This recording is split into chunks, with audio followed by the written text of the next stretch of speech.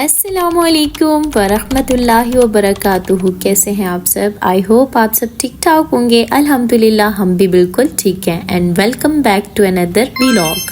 हर गुजरते दिन के साथ जब नया व्लॉग अपलोड होता है और आप लोगों का इतना सारा प्यार मिलता है तो बहुत खुशी होती है। अल्लाह ताला आप लोगों को खुश आबाद रखे, आमीन सुम्मा आमीन। व्लॉग का ये पार्ट 2 दिन पहले का है। हुआ कुछ यूँ था कि हमारे घर आए थे गेस्ट, और गेस्ट कौन था वो भी बता देती हूँ।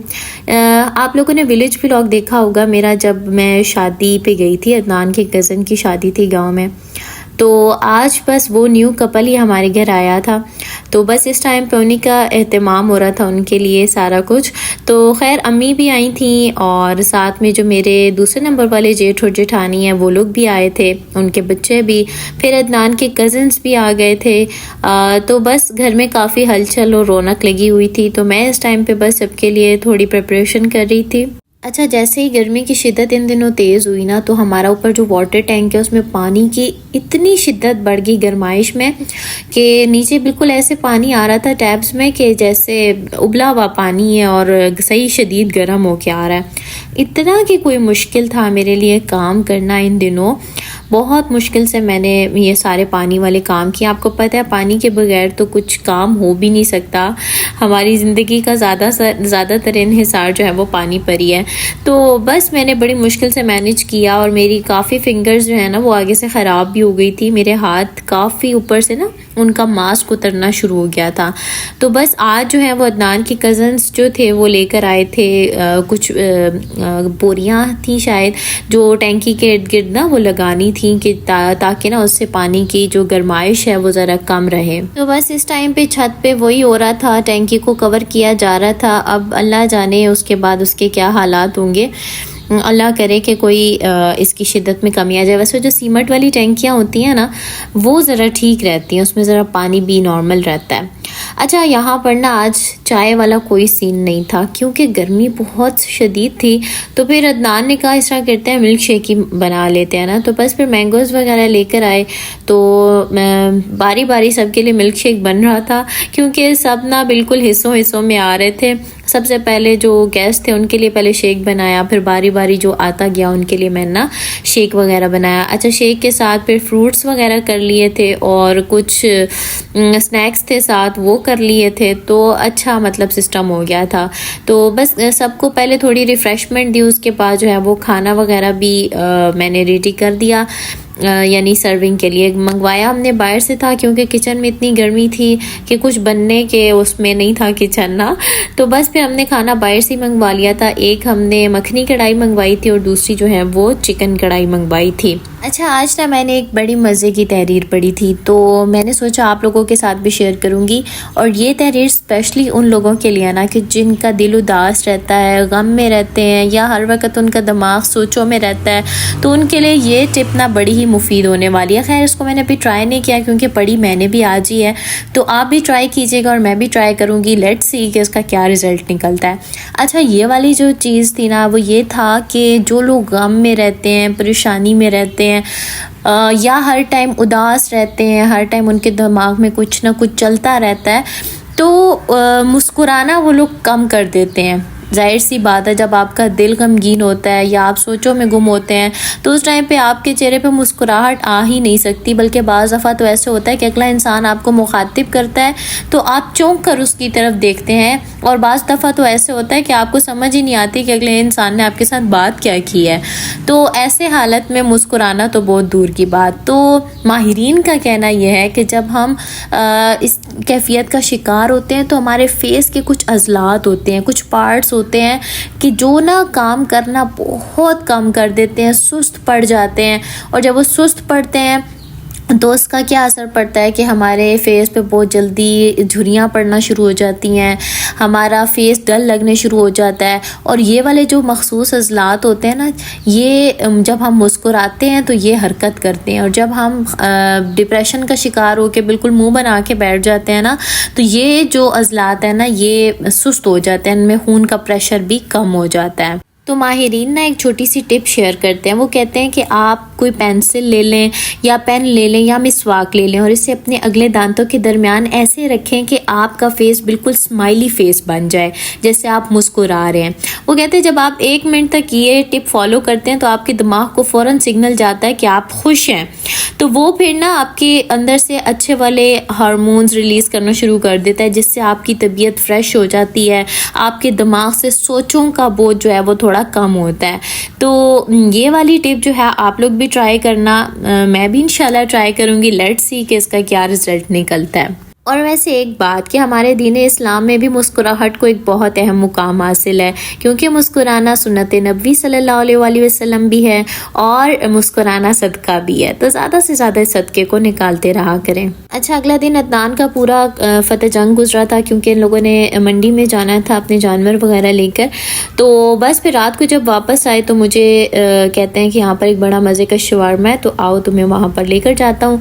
तो बड़े मज़े का शवारमा था, बीच में मशरूम्स थे, ऑलिव थे, तो बड़े मज़े का शवारमा था, बहुत टेस्टी था, बहुत मज़ा आया।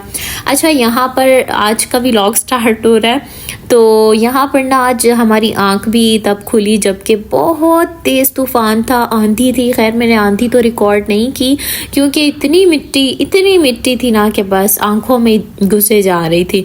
तो बस यहाँ पर बहुत तेज़ बारिश शुरू हो गई थी। अभी आप देखें कि किस तरह हवा के साथ, और हवा का रुख देख के आप अंदाज़ा कर सकते होंगे कि बारिश कितनी तेज़ थी।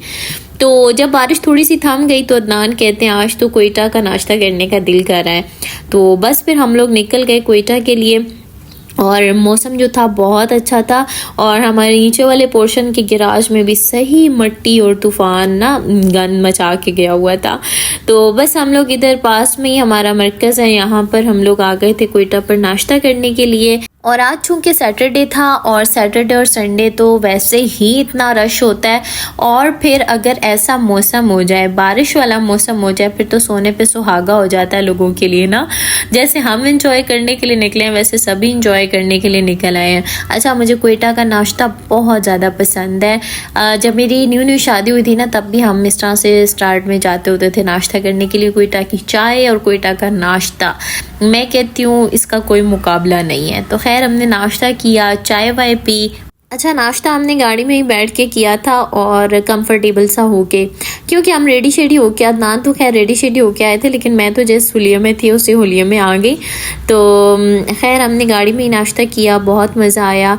और ना सबसे मेन बात मुझे जो अपने एरिया की लगती है ना, वो ये ग्रीनरी लगती है। यकीन जाने इतना दिल खुश हो जाता है इस ग्रीनरी को देख के, और जब इस पर बारिश पड़ती है, आहा, बहुत मज़े का मौसम हो जाता है। मुझे तो ये बहुत पसंद है। और वैसे भी कहते हैं कि ग्रीनरी आपके दिमाग को फ्रेश करती है, आपके मूड को फ्रेश करती है, और जितना इंसान नेचर के करीब रहता है तो वो डिप्रेशन से उतना ही बचा रहता है। अच्छा, इस मोड़ पे जब हम पहुंचे थे ना, तो अचानक से एक धमाका सा हुआ और मैं इतनी डर गई थी। तो अदनान ने बताया कि ये ना ट्रांसफार्मर जला है। और ना एक और बात, आज इस तूफ़ान ने ना बहुत ही ज़्यादा नुकसान भी किया था।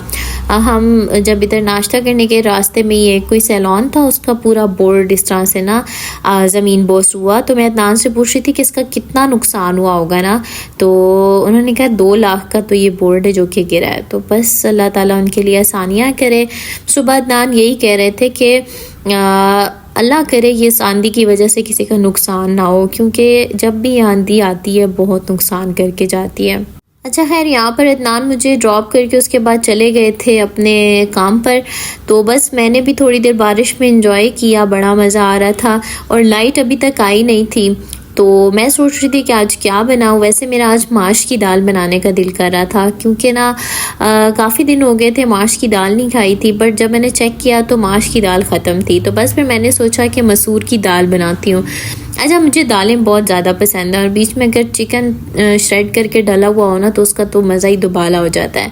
तो मसूर की दाल मुझे वैसे भी बहुत ज़्यादा पसंद है, तो सोचा आज मसूर की दाल बनाती हूँ। अच्छा, आप लोगों ने एक हदीस तो सुनी हुई होगी, जो कि कुछ यूँ है कि बिस्मिल्लाहिर्रहमानिर्रहीम, कुल्लुकुम राइन व कुल्लुकुम मसऊलुन और रइयतिही, यानी तुम में से हर एक निगहबान है और तुम में से हर एक से उसकी रियाया के बारे में सवाल किया जाएगा। अच्छा, हम लोग किसे निगहबान समझते हैं? हम सिर्फ अपने मुल्क के प्राइम मिनिस्टर को, प्रेसिडेंट को हुक्मरान समझते हैं। कहते हैं बस सारी ड्यूटीज़ उनकी हैं, अगर वो ठीक होते तो हम ठीक होते। ऐसी बातें हम लोगों की ज़ुबानों पर चलती रहती हैं। हालांकि हदीस की रूह से देखा जाए तो हम में से हर एक हुक्मरान है, हम में से हर एक के ज़ेरे निगरानी कुछ लोग हैं और हमसे उसके बारे में सवाल किया जाएगा। और जब ज़रा थोड़ा डीपली जाके देखें तो हम में से हर एक के अंडर कुछ ना कुछ होता है। ज़ेरे निगरानी कब किसी के घर होता है, किसी के बच्चे होते हैं, किसी के स्टूडेंट्स होते हैं। और सबसे पहले तो आपकी अपनी ज़ात होती है। आप सबसे पहले अपने नफ्स को नफ्स मुतमइन्ना बनाना है, उसके बाद अगला काम करना है। तो नफ्स की भी 3 कैटेगरीज होती हैं। आप नफ्स को समझ लें कि जैसे हमारे अंदर का इंसान, ठीक है, जिसको रूह भी कहा जाता है। तो नफ्स मुतमइन्ना वो वाली होती है कि जिससे अल्लाह भी राज़ी होता है और वो नफ्स अल्लाह से भी राज़ी होता है। तो सबसे पहले अपने आप को उस कैफियत पर लेकर आना है और उसके बाद फिर ना दूसरों की भी इस्लाह करनी है।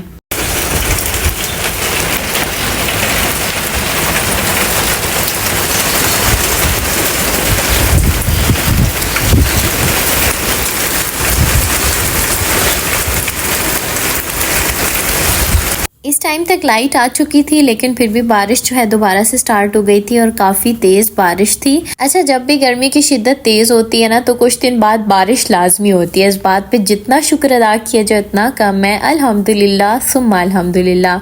तो बस इन दिनों कुछ गर्मी ज़्यादा हुई हुई थी, काफ़ी ज़्यादा हुई हुई थी, तो अल्लाह पाक ने प्यारी सी बारिश दी और हर चीज़ को सैराब कर दिया। तो आई होप आपने वीडियो को पसंद किया होगा। तो वीडियो को लाइक लाजमी कीजिएगा। अल्लाह हाफिज़।